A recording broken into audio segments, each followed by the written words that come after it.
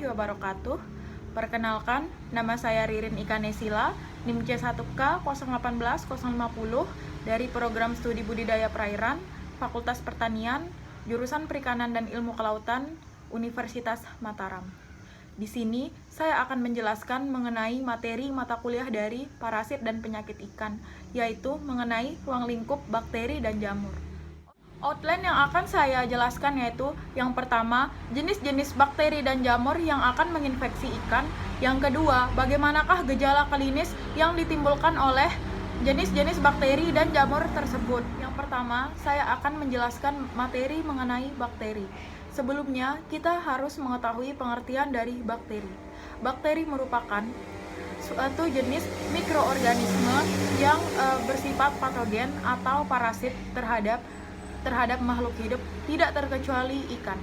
Bagaimana mekanisme bakteri tersebut dapat hidup, yaitu bakteri tersebut akan menempel pada inang yang aktif dan akan mengambil nutrisi yang ada pada inang sehingga akan merugikan dari inang tempat tinggalnya. Adapun jenis-jenis bakteri yang dapat menginfeksi dari ikan budidaya yang dibudidayakan, yang pertama yaitu Bacterial Kidney Disease atau yang biasa disingkat dengan BKD. Penyebabnya yaitu Ranibacterium salmoninarium. Adapun karakteristik atau gejala klinis yang disebabkan yaitu yang pertama, bakteri tersebut hidup di air tawar atau air laut yang suhu optimumnya berkisar antara 15 derajat sampai dengan 18 derajat Celcius.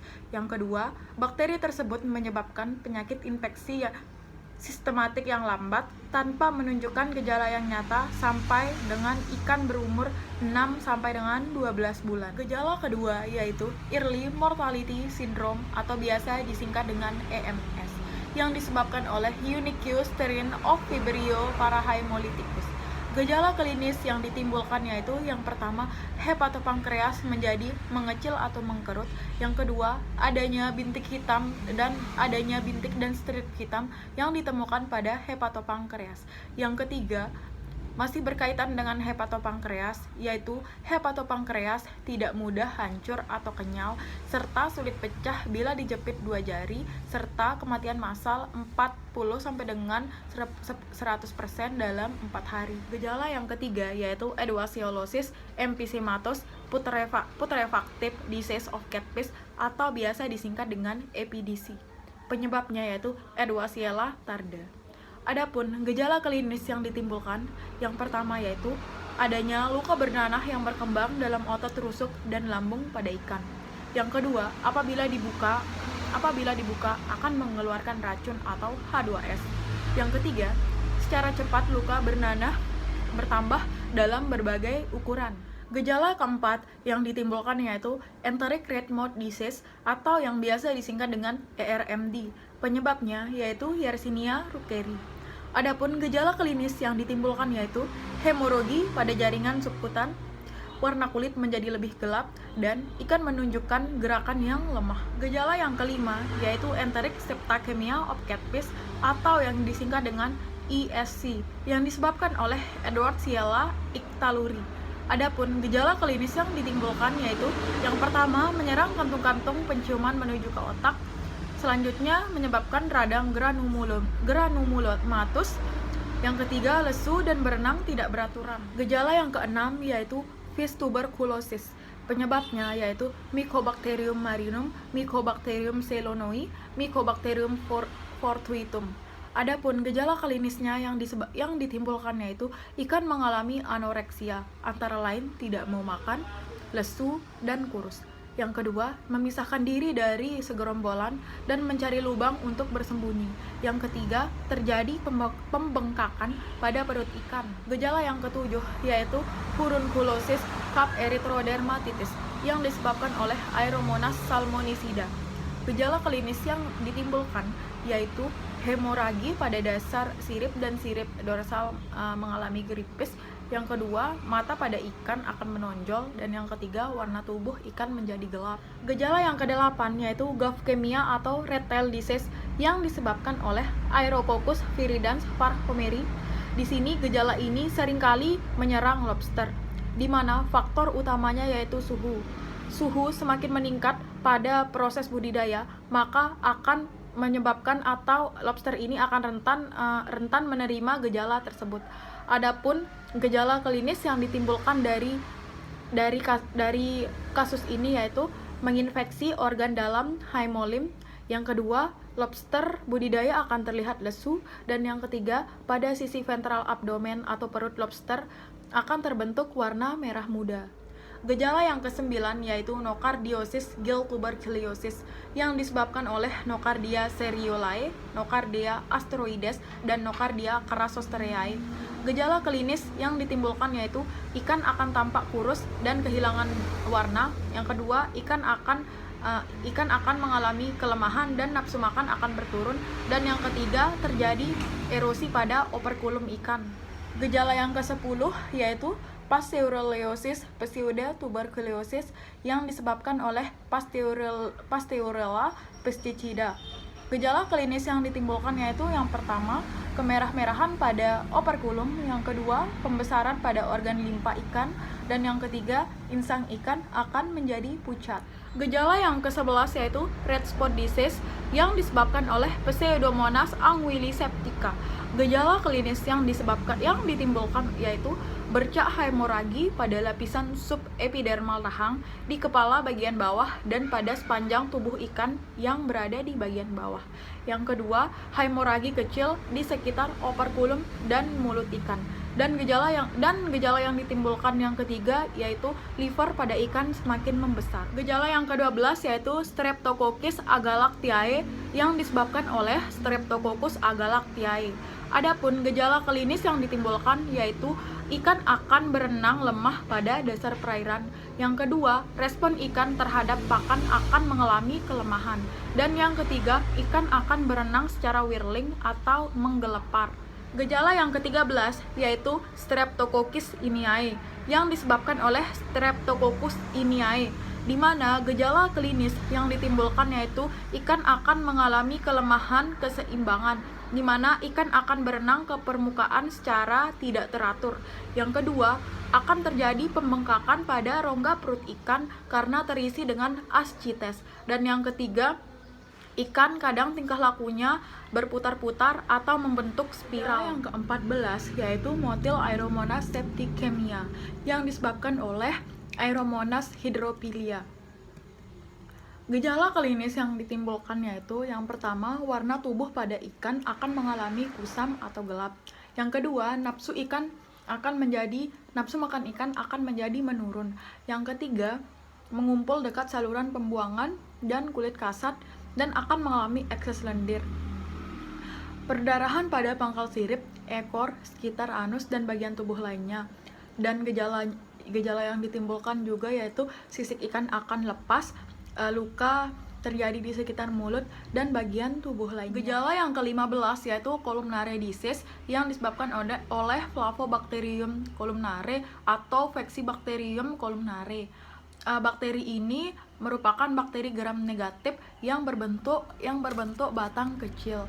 Nah, gejala klinis yang ditimbulkan oleh bakteri ini yaitu akan terjadi luka di sekitar mulut ikan, kepala, badan, atau di sekitar sirip ikan. Lukanya itu nanti akan berwarna putih kecoklatan, kemudian berkembang biak menjadi borok. Terus di situ ada infeksi di sekitar mulut, terlihat seperti diselaputi benang, sehingga sering dikaitkan dengan penyakit pada ikan yang disebut dengan jamur mulut.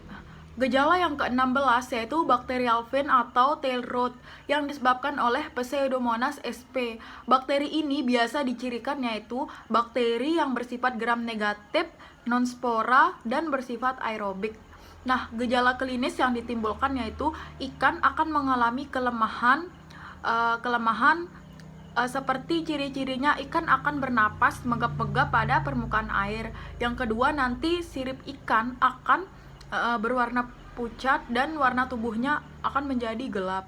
Dan yang ketiga yaitu terdapat bercak-bercak kemerah-merahan pada kulit ikan. Gejala yang ke-17 yaitu fibrosis pada ikan yang disebabkan oleh Vibrio alginolyticus.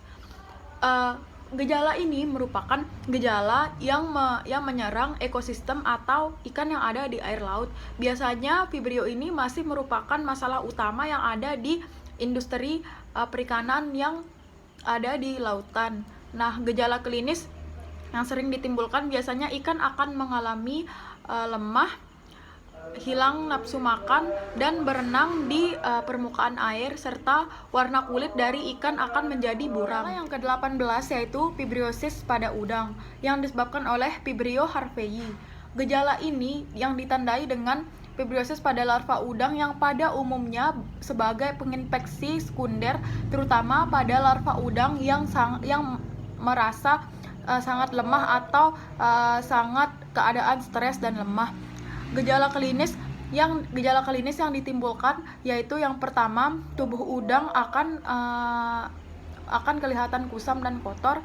Yang kedua, nafsu makan pada udang akan menurun. Terus kerusakan pada kaki udang dan insang atau insang berwarna kecoklatan. Jadi bakteri Vibrio ini yang berpendar umumnya menyerang larva udang, dan penyakitnya disebut penyakit udang berpendar atau luminescent fibriosis. Gejala yang ke-19 yaitu ice pada rumput laut yang disebabkan oleh yang pertama ada faktor dari lingkungan, yang kedua ada beberapa jenis bakteri seperti Pseudoanthomonas gracilis dan Pseudomonas sp dan juga Vibrio sp. Karakteristiknya itu biasanya ice ini dipicu oleh lingkungan, seperti ada suhu yang berubah pada kawasan budidaya rumput laut, terus salinitasnya yang berubah, dan ataupun intensitas cahayanya. Selain itu ada juga hama seperti bulu babi, baronang, penyu hijau, dan binatang-binatang yang lainnya menyebabkan luka pada talus rumput laut tersebut. Terus gejala klinis yang ditimbulkan yaitu penyakit ini ditandai dengan adanya timbulnya bintik-bintik yang ada pada talus rumput laut tersebut, dan kelamaan akan menjadi kuning pucat dan akhirnya berangsur-angsur menjadi putih.